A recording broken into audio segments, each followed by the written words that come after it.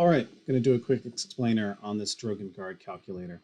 This is for trying to figure out if you're going to be able to get guard onto Drogan or R2 in the Leia R2 Drogan Han Chewie lineup, specifically with the current level 9 Drogan Datacron.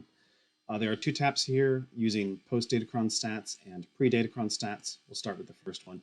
This is for if you already have your team set up and you know what your Datacron is, and then you pull your stats that you would have in game from like the fight lobby once you've applied the Datacron.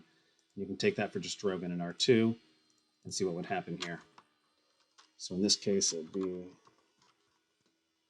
this came through several various different iterations, and I finally solved it about a week ago after the Ka Empire territory war, where I was able to gather a whole lot of stats on all their different teams and really figure out what was controlling the statistics here. So these are a couple different circumstances. This would be the base stats. This is if you have no Datacron, no Omicron. Drogan would get guard, highlighted in green because it's the lowest survivability of the options. But this is the one we're going to primarily care about. This is R2 being set before Drogan with the level 9 Datacron. And in this case, we would get guard onto Drogan, which is what we want. It's worth noting that the difference here is that whether or not Drogan's 200% health Datacron applies before R2 shares stats with the rest of his team. And so if you can't get guard onto Drogan, you may as well set Drogan before R2, because then R2 is going to get a lot more health that then gets shared out to the team. And so the whole team's going to get a lot tankier in the event that you put Drogan before R2. Once you've been able to put in these stats, if you put in the details on your Datacron,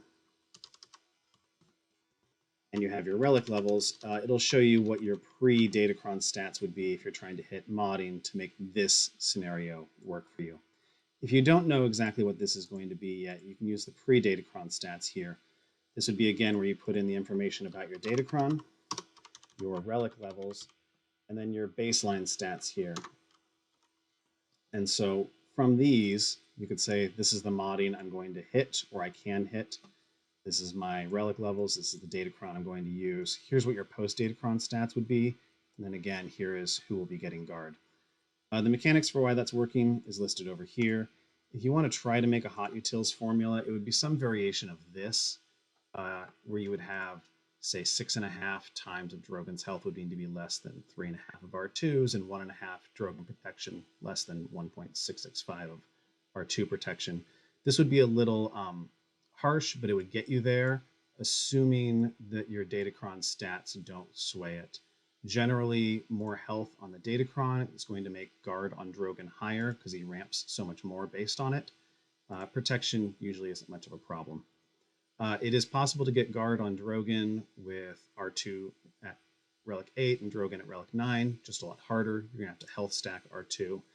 It's also possible to get guard on Drogan even with the GIC Omicron and the level 9 Datacron. You're just going to have to, again, put a lot more health onto R2 and a lot less onto Drogan. Hope this is helpful for you guys.